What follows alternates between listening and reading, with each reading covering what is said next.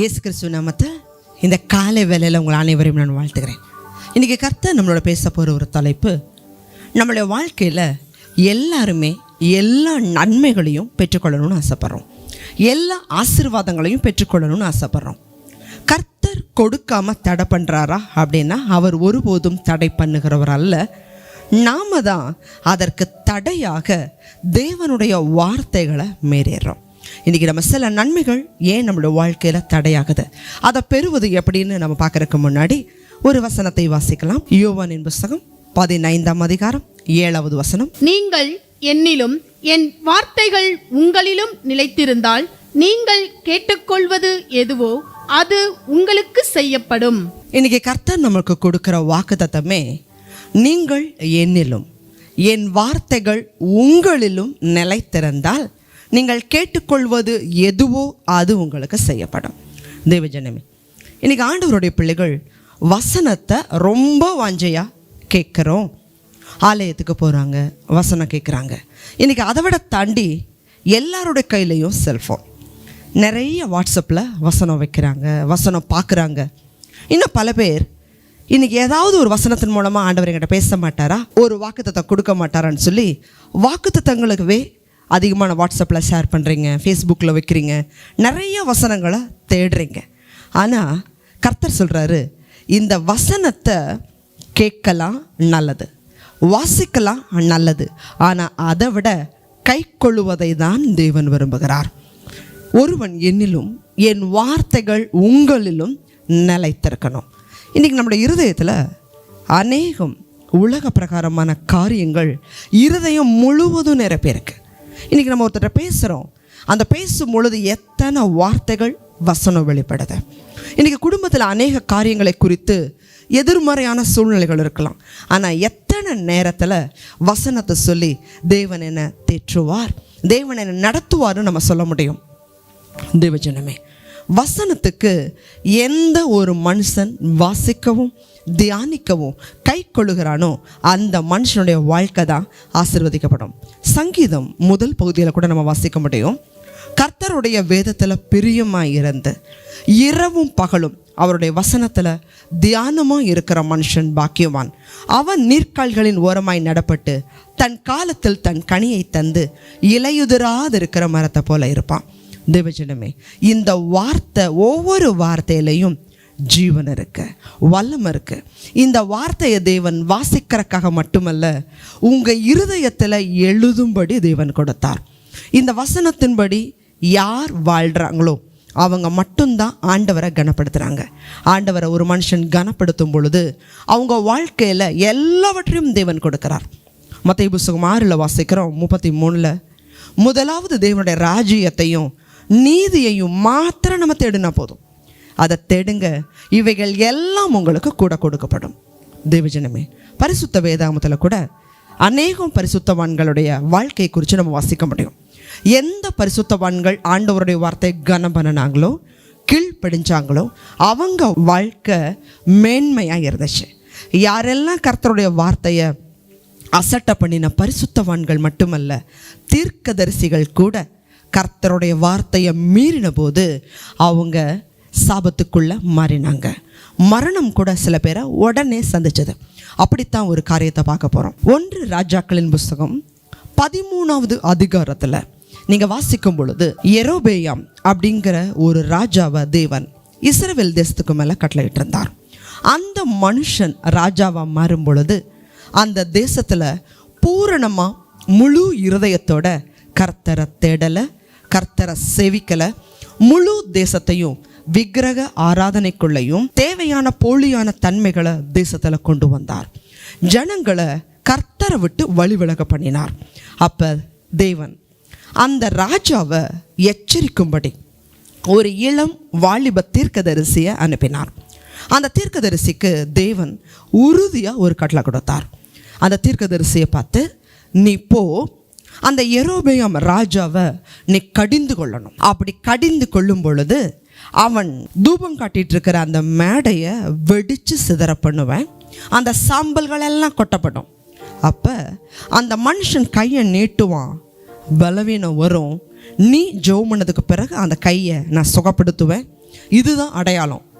இதை சொன்ன ஆண்டவர் அந்த தீர்க்கதரிசிக்கு ஒரு எச்சரிப்பையும் கொடுத்தார். அது என்ன அப்படின்னு சொன்னால், நீ போய் சொல்லிட்டு என்னுடைய ஊழியத்தை செஞ்சுட்டு வா. வழியில் நீ எங்கேயும் அப்பம் புசிக்கக்கூடாது, தண்ணி குடிக்கக்கூடாதுன்னு சொல்லி ஒரு கட்டளை கொடுத்திருந்தார். அந்த இளம் தீர்க்கதரிசி புறப்பட்டு அப்படியே செய்கிறார். அந்த யெரொபெயாம் ராஜாவை கர்த்தருடைய நாமத்தினால கடிந்து கொள்ளுகிறார். அப்படி கடிந்து கொள்ளும் பொழுது அந்த பலிபீடம் வெடித்து சிதறுது, சாம்பல்கள் எல்லாம் கொட்டப்படுது. எதிராக ஒரு ராஜாவுக்கு ஒரு மனிதன், சாதாரண மனிதன் தீர்க்க தரிசனம் உரைக்கும் பொழுது அந்த ராஜா அவனை பிடிங்க அப்படின்னு சொல்லி கையை நீட்டுறாரு. அதே போல் அந்த கை அப்படியே மரத்து போகுது.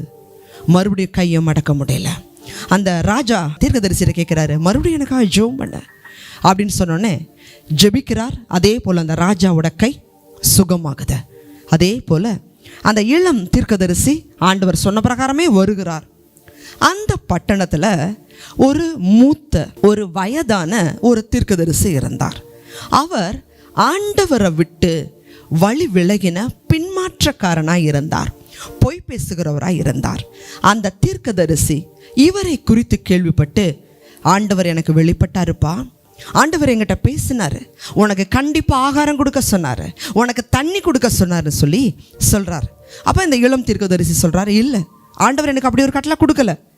இந்த முதிய தீர்க்கதரிசி சொல்கிறாரு, பெரியவர், இல்லை கண்டிப்பாக என்கிட்ட ஆண்டவர் பேசினார், கண்டிப்பாக நீ வந்து அப்பம் புசிக்கணும், நீ தண்ணி குடிக்கணும்னு சொல்லி பொய் சொல்லுகிறார். அதை அப்படியே நம்பி அந்த இளம் தீர்க்கதரிசியும் அவர் வீட்டில் போய் அப்பம் புசித்து தண்ணீர் குடிச்சிட்டு போகிறாரு. கர்த்தருடைய கோபம் அந்த இளம் தீர்க்கதரிசி மேலே வருது. தேவன் ஒரு சிங்கத்தை கட்டளை இடுகிறார். அந்த வழியிலேயே அந்த இளம் தீர்க்கதரிசி சிங்கத்தினால கொல்லப்பட்டு மரித்து போகிறார்.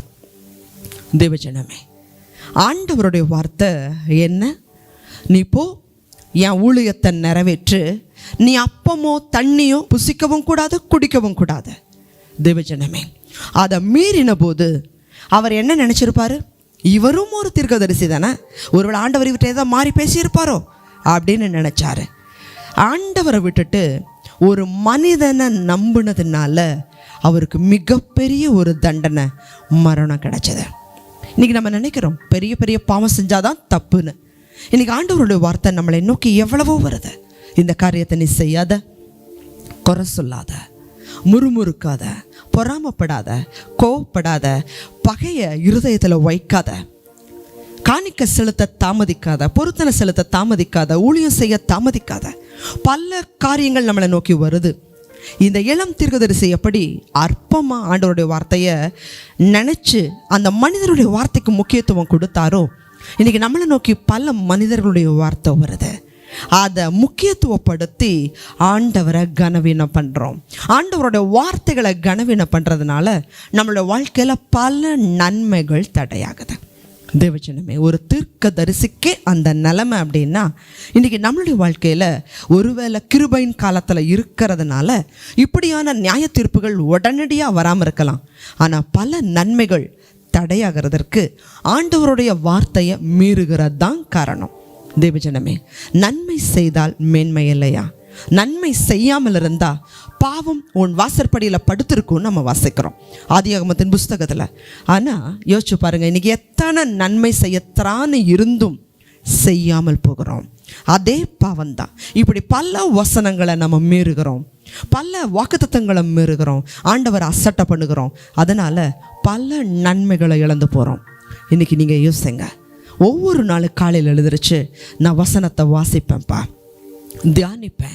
இந்த வசனத்தை வாசிக்கும்போது கண்ணாடி போல, ஒரு கண்ணாடியில் நம்ம முகத்தை பார்த்தா அது அப்படியே காட்டும். வசனமும் அப்படிதான். இந்த வசனத்தை வாசிக்க வாசிக்க அடுத்தவங்களுக்குன்னு நினச்சி வாசிக்காதீங்க, ஒவ்வொரு வசனமும் உங்களுக்குன்னு நினச்சி வாசிங்க.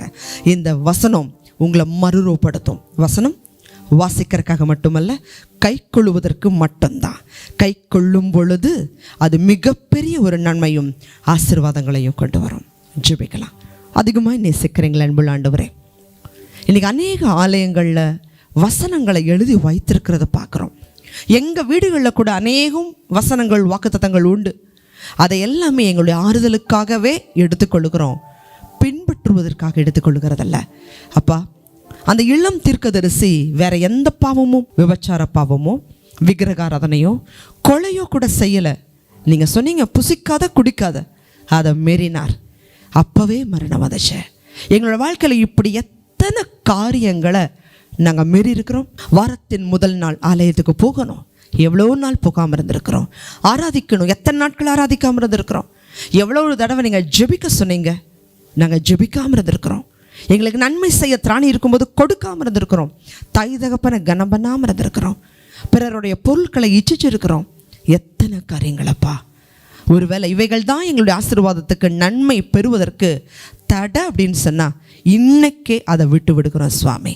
வசனத்தை வாசிக்கிறதுக்கு மட்டுமல்ல, இனிமேல் கைக்கொள்ள எங்களை ஒப்பு கொடுக்குறோன்னு சொல்லி யாரெல்லாம் ஜெபிக்கிறாங்களோ தகப்பனே, இவ்வளவு நாட்கள் இழந்து போயிருந்த நன்மை பிள்ளைகளையும் பிள்ளைகளுடைய குடும்பங்களையும் ஆண்டவரே நன்மைகளால் நிரப்புங்க. இயேசு கிறிஸ்துவ நாமத்தில் ஜெபிக்கிறோம் நல்ல பிதாவே, ஆமென். தேவஜனமே, ப்ரமோஷனுக்காக காத்திருக்கீங்களா? வேலைக்காக காத்திருக்கீங்களா? தொழிலில் ஒரு உயர்வுக்காக காத்திருக்கிறீங்களா? திருமணத்துக்காக காத்திருக்கீங்களா? எந்தெந்த காரியத்தை மீறி இருக்கிறோங்கிறத பாருங்க. அதை இன்னைக்கு விட்டு கொடுங்க.